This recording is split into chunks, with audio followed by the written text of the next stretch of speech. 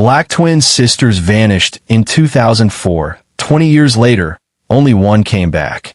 They walked to the store like they always did. 15-year-old twin sisters, inseparable since birth. They stopped for snacks. They were seen getting into a white sedan. And then, nothing. No Amber Alert. No investigation that ever led anywhere. For 20 years, their mother kept the porch light on. Then, one morning in 2024, a barefoot woman with no ID collapsed on a highway shoulder. She whispered one sentence.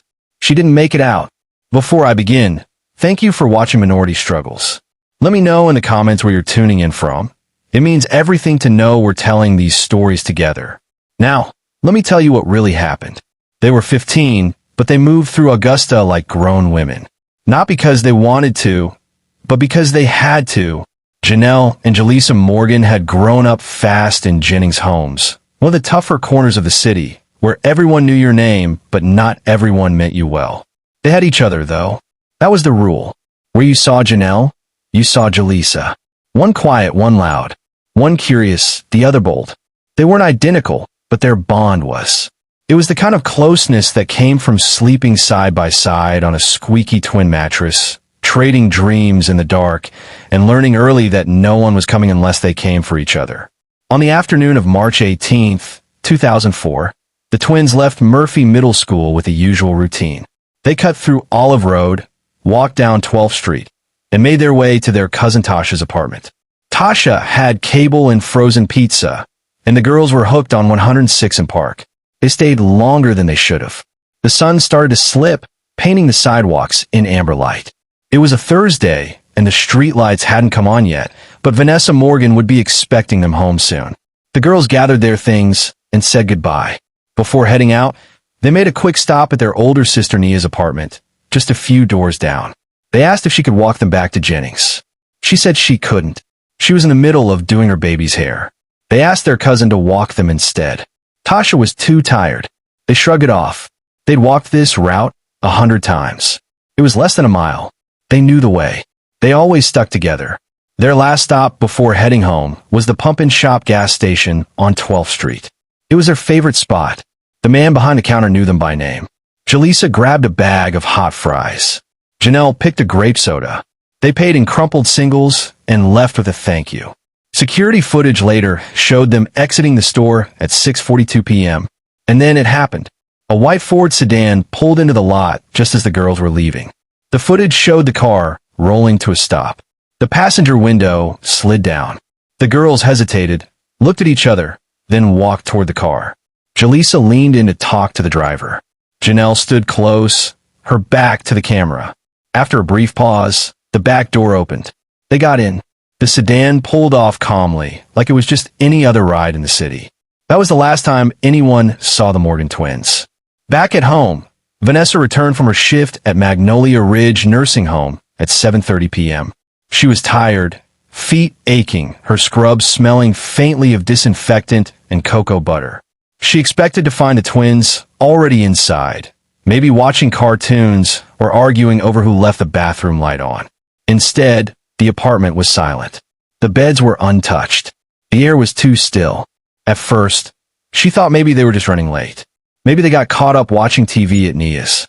But when she called and Nia said the girls had already left, something twisted in her chest. Vanessa started calling around. Cousins, friends, the school. No one had seen them. She grabbed her coat and walked the entire route herself. From Jennings homes to the Pump and Shop and back, she scanned every sidewalk, every bush, every alley. She called their names into the night. People watched her from porches, some concerned, some confused, others just tired of hearing about trouble. By 10 p.m., she was in front of the Richmond County Sheriff's Department filling out a missing persons report. The officer at the front desk, a young white man with a buzz cut and a clipboard, scribbled while she talked. 15-year-old girls. Twins. Last seen at the gas station. No history of running away. Straight B students. They didn't go places without permission. Vanessa's voice cracked when she said that last part. He looked up and nodded, but said what she knew he would say. They're probably just blowing off steam. Teenagers do that. They're not like that, Vanessa replied. My girls don't run. We'll keep an eye out, he said. already moving on to the next call. Vanessa left the station feeling like no one was coming. The next morning, she went back to the pump-in shop with a printed flyer she'd made on her old computer. The clerk behind the counter recognized the girls instantly. He said he'd seen them the night before, bought chips and a soda. Seemed fine. She begged him to check the footage. He agreed. She watched the tape with trembling hands. There they were. Her babies. Laughing. Talking. Just two girls walking home. Then the car. She screamed when she saw them get in. The police took the footage but didn't issue an Amber Alert. Said it didn't meet the criteria. There was no proof of abduction. Maybe they were just taking a ride with someone they trusted. Maybe they'd come back. Vanessa knew better. She didn't sleep that night. Or the night after. She sat at the kitchen table, staring at the door. And the door stayed shut. 2 days after Janelle and Jaleesa Morgan vanished, a hunter named Lester Caldwell was walking a wooded trail just past the edge of Richmond County. It was a stretch of land mostly ignored, overgrown with kudzu, used more by deer than people. Lester wasn't expecting to find anything but tracks or maybe a squirrel nest. But when he reached a clearing near a forgotten dirt road, he spotted something odd tucked beneath a patch of pine needles and leaves. A white Ford sedan, parked, still, almost perfectly camouflaged by time and brush. At first, he thought it might be stolen or dumped. He stepped closer. The car doors were unlocked. The interior smelled stale, like damp clothes and rust. The keys were still in the ignition. There was no blood, no signs of struggle, but there was something else. 2 school backpacks sat side by side in the back seat. One pink, one navy. Inside the pink bag was a spiral notebook with Janelle Morgan written in blocky handwriting on the front. A math worksheet was folded inside, half complete. The navy bag held a worn denim jacket, a Hello Kitty pencil case, and a travel-size bottle of pink body spray. In the cup holder was an open bottle of grape soda, half full. The hunter stepped back, heart pounding. He called the police. Within hours, deputies arrived, then crime scene techs. Yellow tape went up. Flashing lights lit the tree line, and suddenly the investigation everyone had shrugged off became real. The white Ford was traced to Raymond Pike, a former neighbor of Vanessa Morgan. He hadn't lived in Augusta for years, but older residents remembered him well. A quiet man, always polite, helped older folks with groceries. He used to drive Vanessa to her clinic appointments when the girls were little. That was before he suddenly left town in 1998 with no explanation. The moment Vanessa heard the name Pike, she collapsed in her living room. She remembered him. Of course she did. The man who used to wave at her girls from his porch.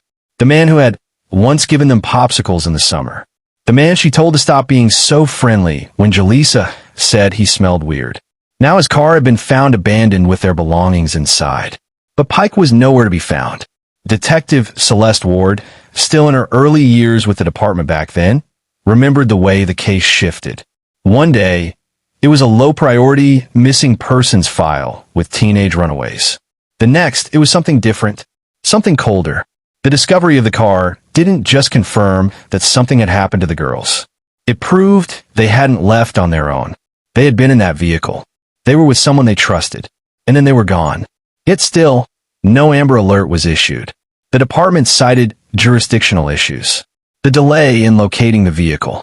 The lack of a confirmed abduction. It was policy, they said, not neglect. But to Vanessa, it was clear. They had made a decision the moment she walked through those doors 2 days earlier.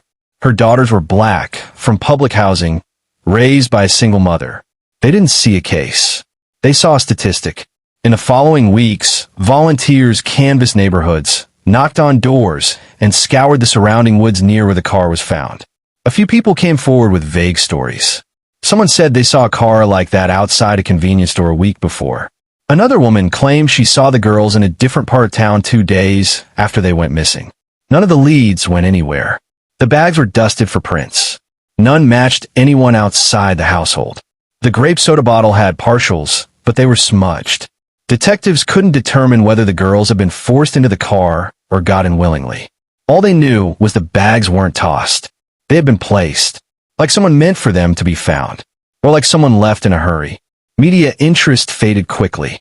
A few local stations ran short segments. One news anchor mispronounced Jaleesa's name. Another broadcast used the wrong photos. A city council member promised resources. Then nothing. By the third week, most of the flyers had peeled from telephone poles or been washed away by spring rain. Inside the Morgan home, time moved differently. Vanessa spent her mornings sitting on the porch watching every car that passed. She talked to neighbors who offered kind words and casseroles. She paced the hallway at night, listening for footsteps that never came. She still made the girls' favorite dinner on Thursdays, baked chicken with box mac and cheese and canned peaches on the side. She left the porch light on every night. The girls' room remained untouched. Their posters stayed on the walls. Their shoes still lined up beneath the bed.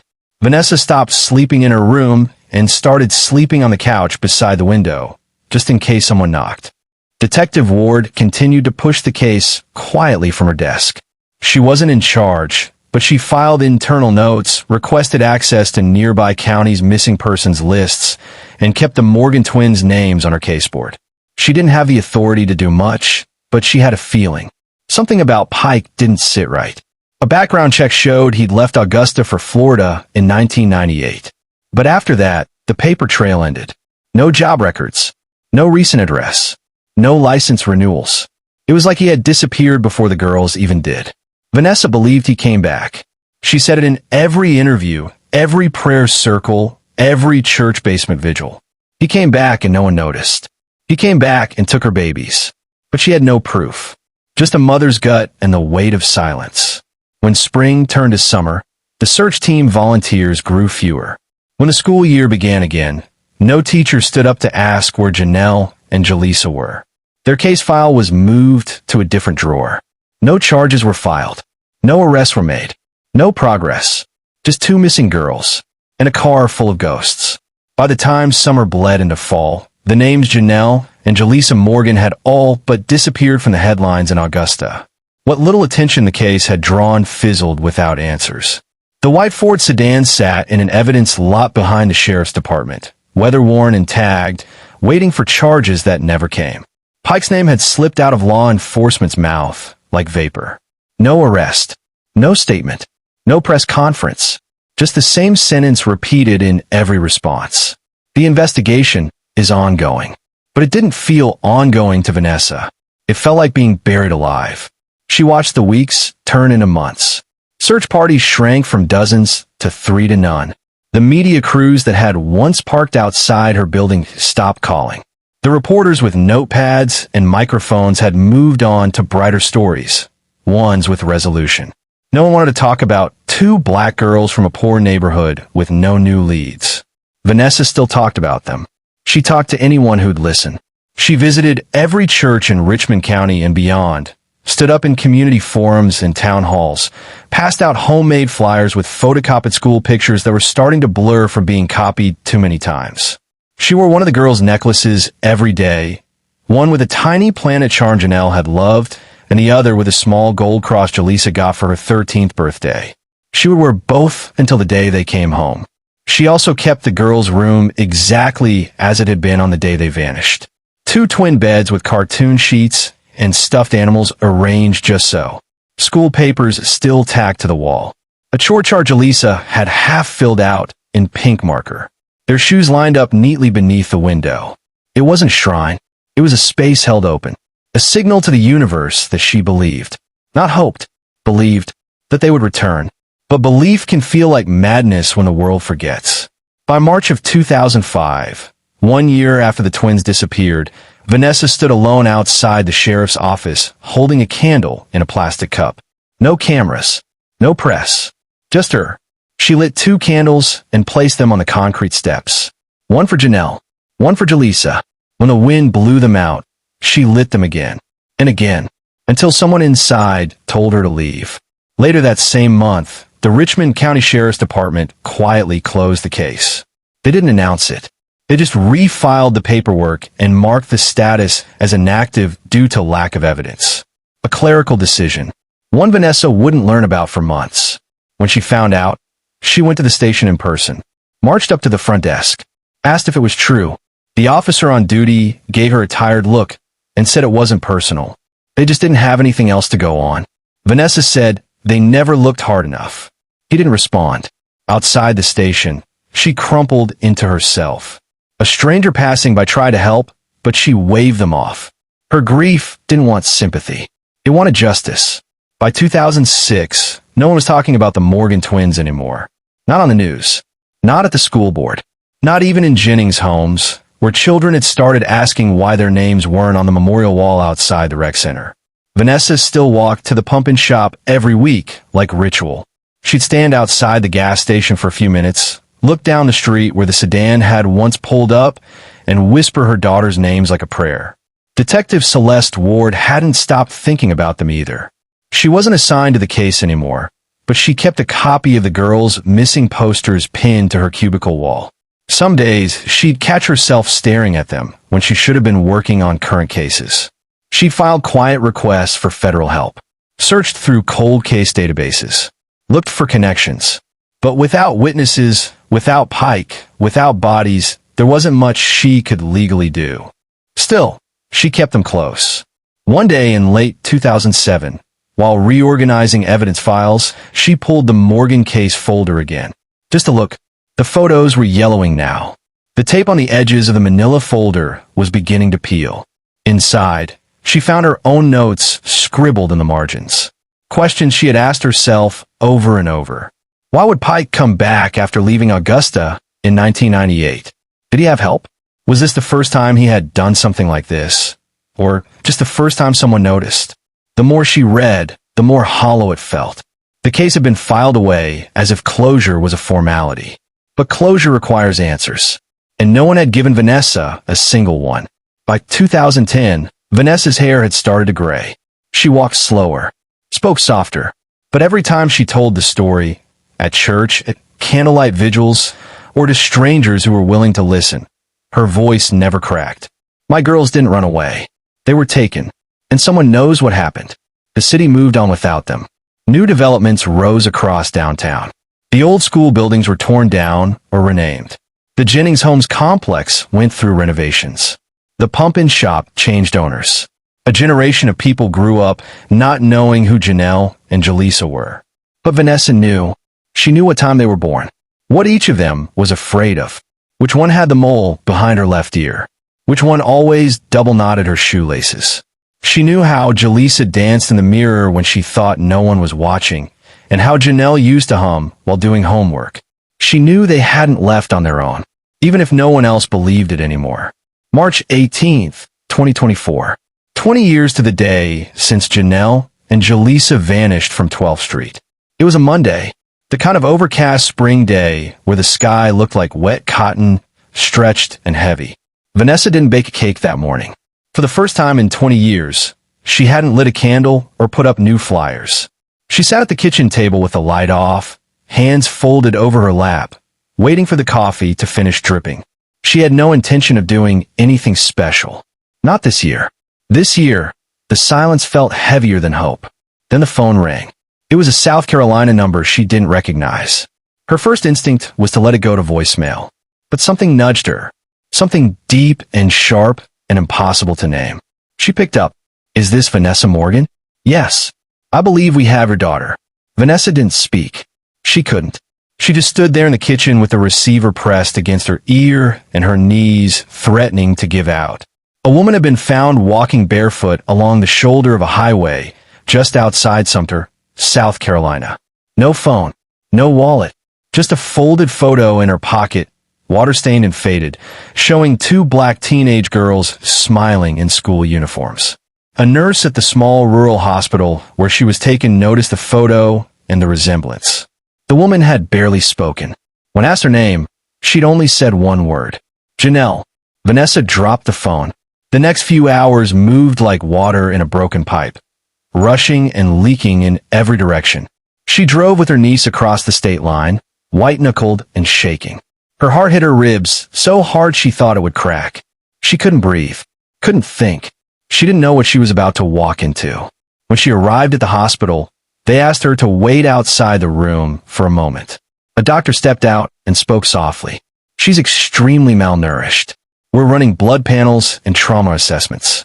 Mentally, she's alert, but she's been through something we don't fully understand yet. Vanessa barely heard the words. She pushed the door open before the doctor could finish. The woman in the hospital bed looked nothing like her baby girl. But it was her.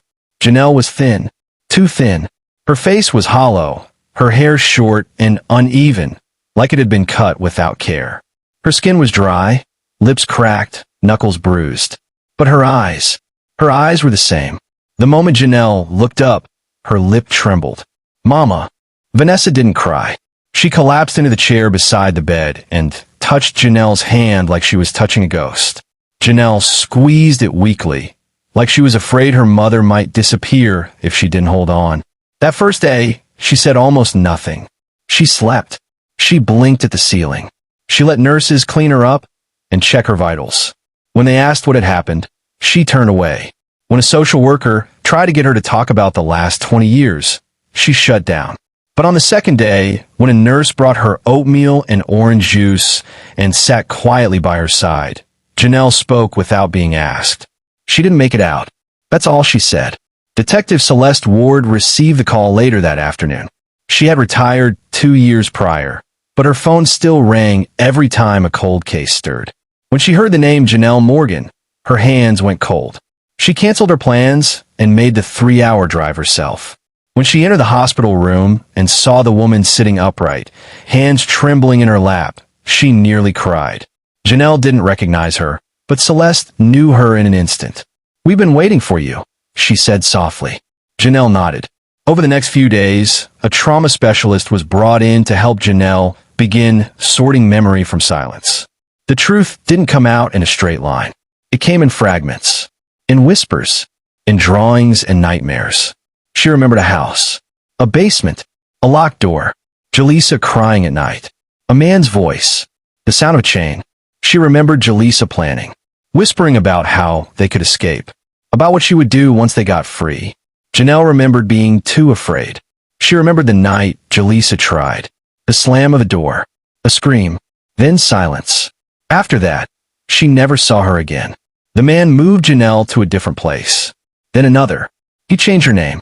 Told her nobody was looking for her. Told her Jaleesa was dead. Told her if she ran, she'd end up in a ditch too. For a long time, she believed him. She lived in trailers, in cabins, in empty houses that smelled like mildew and bleach. She worked in kitchens and gas stations under fake names. A woman eventually took her in and gave her a room. That woman died last year. That was when Janelle ran. She walked for days, slept in woods, ate from dumpsters, didn't speak to anyone. When she reached the highway near Sumter, she just kept walking until her legs gave out. When she collapsed, someone called 911. That was how she was found. She had nothing but the photo of her and Jaleesa from their last school year. DNA tests confirmed it was her. Her fingerprints matched the old school records. Everything aligned. But Jaleesa was still gone. That night, Vanessa sat beside her daughter's bed, holding both of her hands and whispering the names of all the family members who never stopped praying. She pulled out the last birthday cake photo she had taken, a cake with both girls' names and 2 candles lit. She pressed her forehead to Janelle's and said, "You came back. That's all I ever wanted." Janelle didn't respond. She stared out the window at the night sky, and for the first time in 20 years, let herself wonder if Jaleesa might still be out there too. Janelle Morgan didn't speak all at once. The story of what happened came out in pieces, stitched together through interviews, therapy sessions, and late-night whispering between mother and daughter. It wasn't the kind of story that had a beginning, middle, and end. It was a storm she'd been trapped inside for 2 decades, and now she was crawling through the wreckage barefoot, trying to explain the wind. After the ride from the pump-in shop that night, she and Jaleesa weren't taken far. Janelle remembered the turns, the stop sign, the sound of gravel under tires. The house was outside Augusta, somewhere deep in the woods past a narrow dirt road. It looked normal on the outside, but the inside was hollow. The living room had no furniture. The kitchen had no fridge. And the basement door was padlocked from the outside. That's where they were kept. There was a single mattress on the floor. A bucket. A small table with an old lamp that buzzed when it was on. Pike didn't speak much. He came down with food, cans of beans, crackers, juice boxes. He never let them out at the same time. He watched them, always from the top of the stairs, always with something in his hand. Janelle would cry herself to sleep some nights. Jaleesa wouldn't. She'd talk, whisper plans, count the days, trace escape routes on the concrete wall with her finger. She told Janelle they would get out, that they just needed to wait for the right moment. One night, the lock jammed. Pike struggled with it. The door creaked open for just a second too long. Jaleesa ran. Janelle was too afraid. She didn't move. She heard footsteps above. A struggle, a slam, a scream, and then nothing. When Pike came back, he was covered in mud and breathing hard. He didn't say a word. He just stared at Janelle like she'd made the mistake. The next morning, she was moved. He told her Jaleesa was gone. She asked what that meant. He said, "You don't want to know." She never saw her sister again. Over the next few years, Janelle was shuffled like a secret. Sometimes she lived in trailers with broken windows. Sometimes in small houses that smelled like mold. Once in the back of a church used for revival meetings. He gave her fake names. Told her to never speak unless someone spoke to her. Told her if she ever tried to run, she'd end up like Jaleesa. She obeyed. She stopped asking questions. She stopped saying her real name. And after a while, she started to believe that maybe Jaleesa really was gone. Maybe no one was looking for her. Maybe Pike was right. He had help, too. Not many, but a few people along the way looked the other way. A woman in Alabama let them stay in her back room. A man in Tennessee gave Pike a job fixing roofs and never asked about the teenage girl in the car. People assumed she was a cousin, or a daughter, or someone else's problem. No one asked. No one noticed. By the time Janelle turned 17, Pike stopped moving her. He left her with a woman named Charlene in South Carolina. Charlene was kind, but distant. She was told Janelle was a runaway. Gave her a room, clothes, a new ID. Janelle started going by Kayla. She worked at a convenience store, stocked shelves, swept floors. She didn't speak much. Didn't smile much either. She stayed with Charlene for almost 10 years. Then Charlene got sick. And when she passed, Janelle was alone for the first time in her adult life. She didn't know what to do. She didn't know how to start over. But she knew she couldn't stay. So she packed a bag, took the photo she had kept hidden all those years, folded tight in her Bible, behind a page with her sister's favorite verse. She walked to the highway and started walking. She didn't have a plan. She didn't even know where she was going. But her feet carried her towards something she thought she'd lost. Freedom. The investigation, once reopened, unraveled quickly. Detective Celeste Ward worked with the FBI and neighboring jurisdictions to track Pike's old aliases. They found a trail of false IDs, odd rental agreements, and off-the-grid job records. The big break came when a fingerprint from the original white Ford sedan, preserved in the evidence archives, matched a recent application Pike had submitted for a construction contract in Florida. He was living under the name Harold Simmons in Panama City, working as a private security contractor. Had a small house, no known wife, no children. When they knocked on his door, he didn't run. He didn't argue. He just stood there with a strange blankness in his eyes. They brought him in. He said nothing, but the evidence spoke for him. Inside his Florida home, they found a box of old items. Receipts, keys, a children's necklace with a planet charm, an envelope with clippings from the Augusta Chronicle's early coverage of the missing girls. DNA pulled from the original vehicle's carpet, once considered inconclusive, was now tested with new techniques and confirmed to contain material matching both Janelle and Jaleesa. Pike was charged with kidnapping, false imprisonment, and obstruction of justice. The media exploded. For the first time in 20 years, Janelle and Jaleesa's names were on every screen. But it wasn't closure, because Jaleesa had never come back. The trial was scheduled for late summer. Cameras crowded the courthouse steps. News vans from Atlanta and Columbia, and even a crew from New York parked along Walton Way, broadcasting updates on what was now being called one of the longest unresolved child abduction cases in Georgia history. People who had once looked past the missing flyers now asked to volunteer. Reporters who had never covered the original case stood in front of murals they didn't know existed, nodding into cameras with solemn faces. They said the city was shaken. They said justice was near. But Janelle Morgan didn't care about any of that. She testified behind closed doors. The courtroom was sealed. The media was barred. No cameras. No sketches. Just her voice, her mother beside her, and the man who had taken everything from them sitting silent in a chair across the room. She didn't look at him. Not once. She told the story. What she remembered. What she survived. What she lost. She spoke slowly, not for drama, but because her words had been buried so long it took effort to dig them out.